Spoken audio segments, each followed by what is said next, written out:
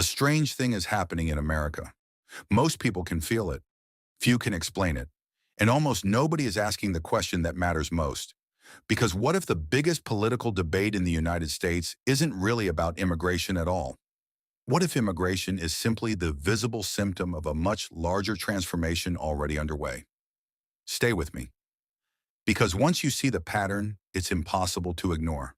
For years, Americans have been told that the immigration debate is about compassion versus security, open borders versus closed borders, Democrats versus Republicans. But history suggests something far more complicated. Every great nation eventually reaches a moment when it must answer a dangerous question. Who decides the future of the country? Not who governs, not who wins elections. Who decides what the country becomes? That question is now at the center of the American immigration debate, and most people don't even realize it. Let's start with a fact. The United States is facing one of the largest demographic transitions in its modern history.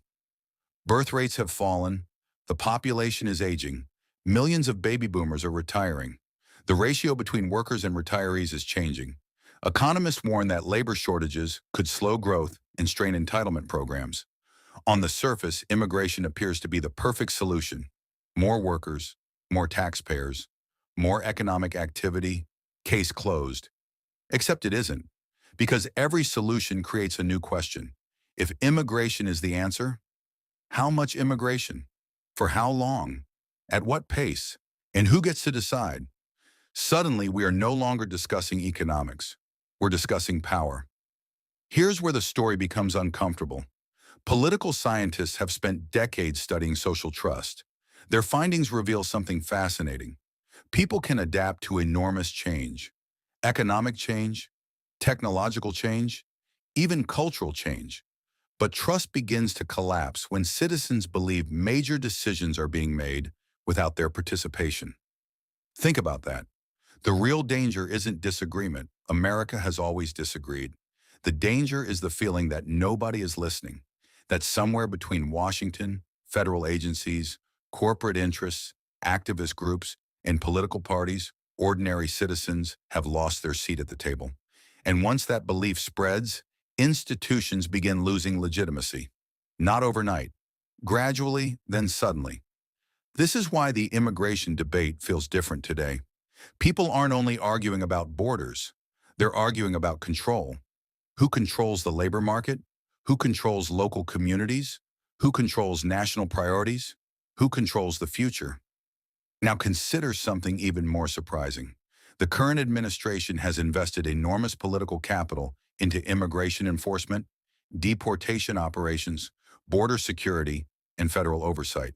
Supporters see strength, critics see overreach. But both groups may be witnessing the same phenomenon from different angles: the expansion of federal power. That may become one of the defining political stories of this decade, because every new federal authority creates an old American question: where does Washington's power end? And where do the rights of states, cities, and citizens begin? That debate is older than the modern immigration crisis, older than the Civil War, older than the 20th century. In many ways, it is as old as the Republic itself, and now it has returned. But here's the twist nobody talks about. The future of America may not be decided by immigration policy. It may be decided by how Americans respond to the immigration debate itself. Do they trust institutions more or less? Do they feel represented or ignored? Do they believe their voices matter, or that decisions are being made somewhere far above their heads? History offers a warning.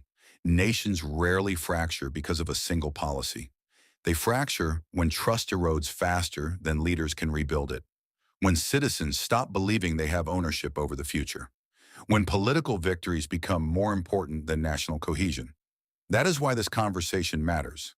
Not because of left versus right, not because of one election, not because of one administration, because beneath every argument about immigration lies a much deeper question.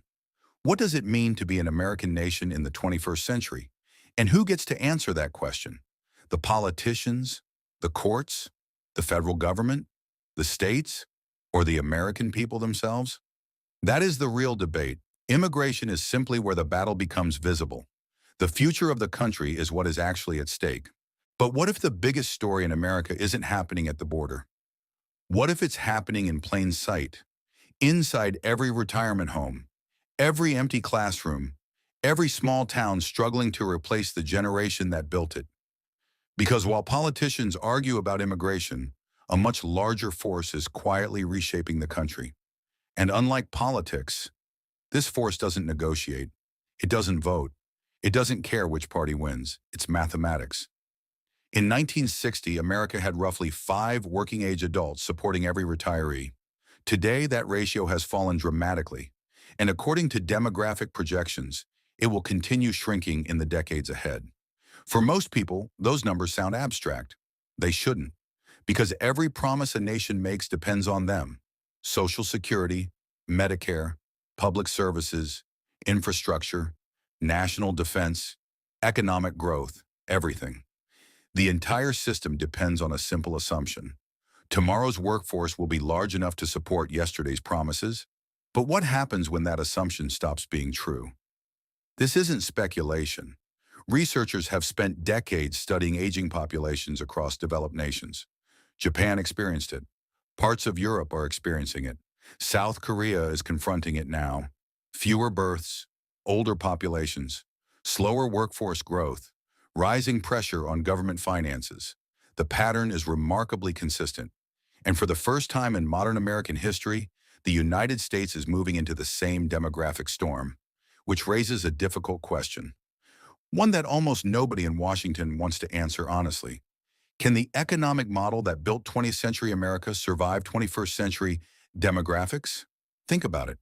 For generations, growth solved almost every problem. More workers created more production. More production created more wealth. More wealth funded more promises. The cycle reinforced itself. But now the equation is changing. And when equations change, reality follows. This helps explain something many Americans instinctively feel but struggle to articulate. Why does everything suddenly feel more expensive? Why does housing seem further out of reach? Why does every major institution appear under strain? Why does it feel as though the country is running faster just to stay in the same place? Because beneath every political argument lies a deeper economic reality. A society cannot consume, spend, borrow, promise, and expand forever without eventually confronting limits. For decades, those limits seemed distant. Today, they no longer do. And that is where the immigration debate becomes more complicated than either side wants to admit. Some argue immigration helps offset workforce shortages. Others argue it creates new pressures on housing, infrastructure, wages, and social cohesion. But both sides often ignore the deeper question. Why did America become dependent on perpetual growth in the first place? Because once you ask that question, the conversation changes completely. Suddenly, immigration is no longer the center of the story. It becomes one piece of a much larger puzzle, a puzzle that includes automation, artificial intelligence, declining birth rates, national debt, federal spending, and a society attempting to navigate a future unlike any it has experienced before. This is why the next decade may be remembered as one of the most important periods in American history. Not because America is collapsing. Nations far stronger than America have faced demographic transitions, and nations far weaker have survived them. The real issue is adaptation. Can institutions built for an era of expansion adapt to an era of constraint? Can leaders tell uncomfortable truths before circumstances force them to? Can citizens think beyond the next election cycle? History suggests that the societies that answer those questions early prosper. The ones that answer them late pay a much higher price, and that brings us back to the question nobody can avoid. When future generations study this moment, what will they see? Will they see a nation distracted by political battles while larger forces reshaped its future? Or will they see a country that recognized the challenge in time? Because demographic change is unlike every other political issue. You can negotiate laws, you can reverse policies, you can replace leaders, but demographics move slowly, then all at once. And by the time everyone notices the consequences, the future has already arrived.